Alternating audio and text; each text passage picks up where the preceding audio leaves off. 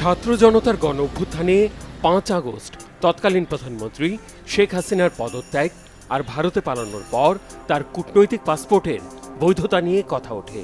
বাংলাদেশের রাজনৈতিক পট পরিবর্তনে ভারতে শেখ হাসিনার অবস্থান নিয়ে প্রশ্ন ওঠার পর ডক্টর মোহাম্মদ ইউনূসের নেতৃত্বাধীন অন্তর্বর্তী সরকার হাসিনার কূটনৈতিক বা লাল পাসপোর্ট বাতিল করলে তা আরও জটিল আকার নেয়।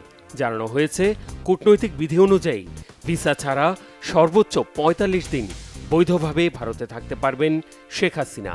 সেই হিসেবে ১৮ সেপ্টেম্বর ৪৫ দিনের সময়সীমা শেষ হলে শুক্রবার থেকে হাসিনা কোন আইনে ভারতে অবস্থান করবেন, তাকে কি অন্য কোনো দেশে বা বাংলাদেশে ফেরত পাঠানোর ব্যবস্থা করবে দিল্লি, নাকি ভিন্ন কোনো ব্যাখ্যা দিয়ে আশ্রয় দেয়া হবে ভারতে?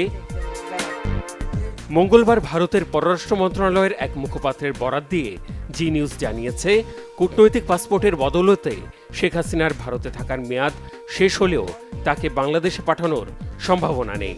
এনডিটিভিকে দেয়া সাক্ষাৎকারে একই ইঙ্গিত দিয়েছেন ভারতের পররাষ্ট্রমন্ত্রী এস জয়শঙ্কর। তাহলে কোন আইনে ভারতে থাকবেন শেখ হাসিনা? কোনো মহলের যুক্তি, হয়তো তিব্বতের ধর্মগুরু দলাই লামার মতো হাসিনাকে সাময়িক রাজনৈতিক আশ্রয় দেয়া হতে পারে।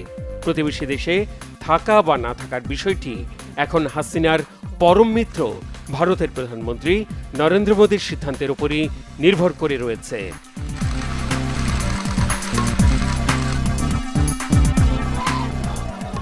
শেখ হাসিনা দেশ ছাড়ার পর থেকেই তাকে দেশে এনে বিচারের দাবি তুলে আসছে বৈষম্য বিরোধী ছাত্র আন্দোলন ছাড়াও বিভিন্ন রাজনৈতিক দল।